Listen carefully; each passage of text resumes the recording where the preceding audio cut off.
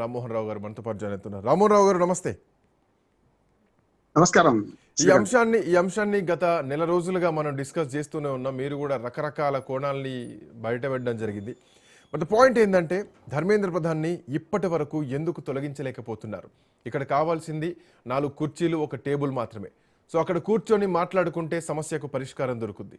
ఎందుకు ఈ సమస్యకు పరిష్కారం దిశగా ప్రభుత్వం ఆలోచన చేయట్లేదు? ఇంత తీవ్రతరం అవుతున్నా ఎందుకు పట్టించుకోవట్లేదంటే సమాధానం ఏం వెతుకోవచ్చు? శ్రీకాంత్ గారు, మీకు రాజ్ న్యూస్ ప్రేక్షకులు నమస్కారం. కొంచెం తాత్వికంగా ఆలోచించి కొంచెం వెనక్కి వెళ్తే 75 ఎమర్జెన్సీకి వ్యతిరేకంగా ప్రజా సంఘాలతో మొదలైన పోరాటం రాజకీయ పోరాటంగా మారడం, పూర్ణ స్వరాజ్ అనే అంశం మీద అది లోక్నాయక్ జయప్రకాష్ నారాయణ గారు ప్రయత్నించడం, అదొక ఉద్యమం. మన భారతదేశంలో జాతీయోద్యమం తర్వాత ఒక దేశవ్యాప్తంగా పెట్టే ఉద్యమం. దాని ద్వారా అధికార మార్పిడి జరిగింది. కాంగ్రెస్ ఇతర ప్రభుత్వం దేశంలో మొట్టమొదటిసారి ఏర్పడింది. ఆ నేపథ్యం మీకు తెలుసు. ఆ తర్వాత 2010-11లో లోక్పాల్ బిల్లు కావాలని చెప్పి, జన్ లోక్పాల్ బిల్లు కావాలని చెప్పి అన్నా హజారే జరిపిన ఉద్యమం కూడా.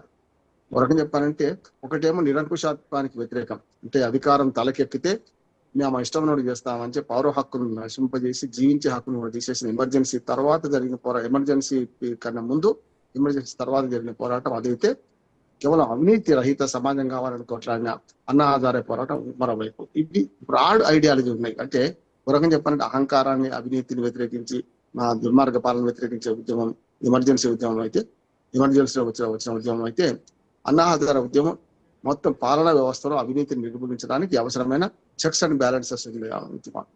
ఇప్పుడు మూడోది ఒక పరిమితమైన అంశానికి వచ్చిన ఉద్యమం. అందుకనే రావాల్సినంత ప్రచారం లభించినా కూడా కావలసినంత మద్దతు లభిస్తలేదేమో నేను అనుకుంటున్నాను.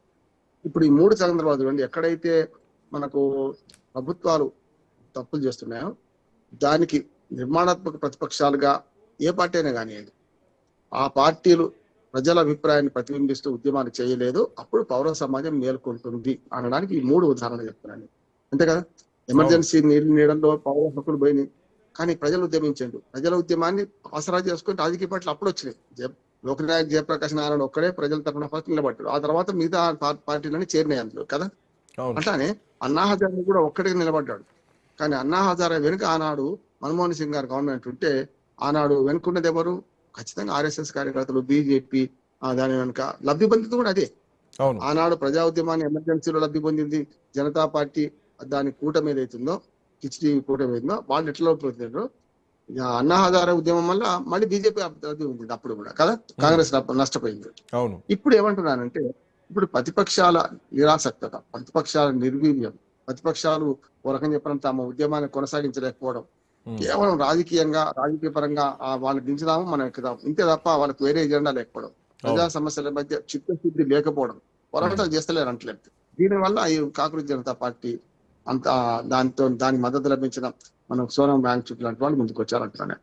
అందుకని ఇక్కడ ఈ ఉద్యమాలు 3 ఎందుకు చెప్పారంటే, ఉద్యమం ముందుకు పోవాలంటే ఏదో ఒక పార్టీ అండ లేకుండా ముందుకు పోలేదు అప్పుడు కదా.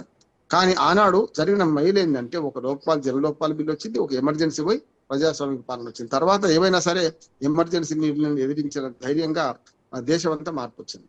ఇప్పుడు దేశమంతా మార్పు రావాలంటే ఇది కేవలం కొన్ని వర్గాలకు పరిమితమైన ఉద్యమం చేస్తున్నారు.